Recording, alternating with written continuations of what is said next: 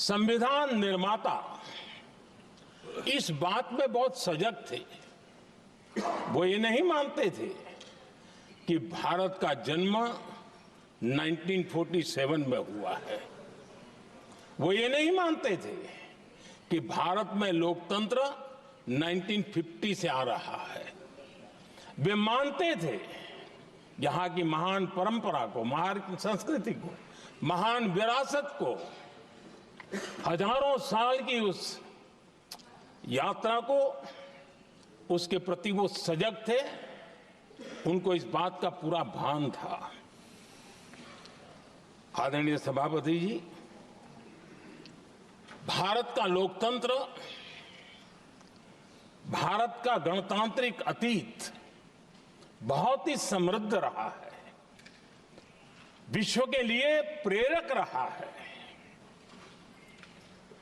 और तभी तो भारत आज मदर ऑफ डेमोक्रेसी के रूप में जाना जाता है। हम सिर्फ विशाल लोकतंत्र है इतना नहीं, हम लोकतंत्र की जननी है। आदरणीय सभापति जी, मैं जब ये कह रहा हूं तो मैं 3 महापुरुषों के कोट इस सदन के सामने प्रस्तुत करना चाहता हूं।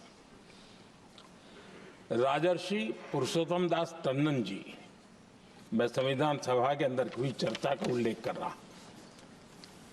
उन्होंने कहा था, सदियों के बाद हमारे देश में एक बार फिर ऐसी बैठक बुलाई गई है, यह हमारे मन में अपने गौरवशाली अतीत की याद दिलाती है, जब हम स्वतंत्र हुआ करते थे, जब सभाएं आयोजित की जाती थी, जिसमें विद्वान लोग देश के महत्वपूर्ण मामलों पर चर्चा करने के लिए मिला करते थे। दूसरा कोट मैं पढ़ रहा हूं डॉक्टर राधाकृष्णन जी का। वे भी इस संविधान सभा के सदस्य थे। उन्होंने कहा था, इस महान राष्ट्र के लिए गणतांत्रिक व्यवस्था नई नहीं है। हमारे यहां ये इतिहास के शुरुआत से ही है। और तीसरा कोट मैं बाबा साहब आम्बेडकर का कह रहा हूं। बाबा साहब आम्बेडकर जी ने कहा था, ऐसा नहीं है कि भारत को पता नहीं था कि लोकतंत्र क्या होता है। एक समय था जब भारत में कई गणतंत्र हुआ करते थे। आदरणीय सभापति जी, हमारे संविधान के निर्माण की प्रक्रिया में हमारी देश की नारी शक्ति ने संविधान को सशक्त करने में बहुत बड़ी भूमिका निभाई थी।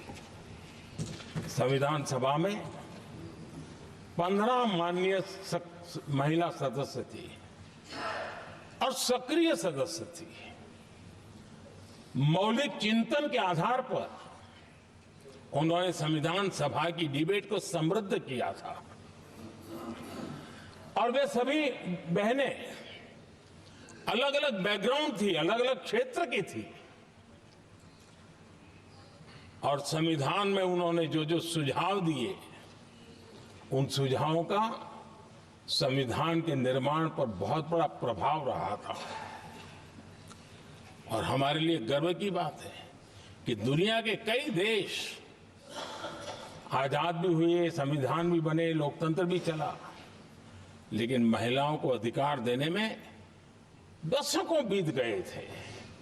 लेकिन हमारे यहां शुरुआत से ही महिलाओं को वोट का अधिकार संविधान में दिया गया।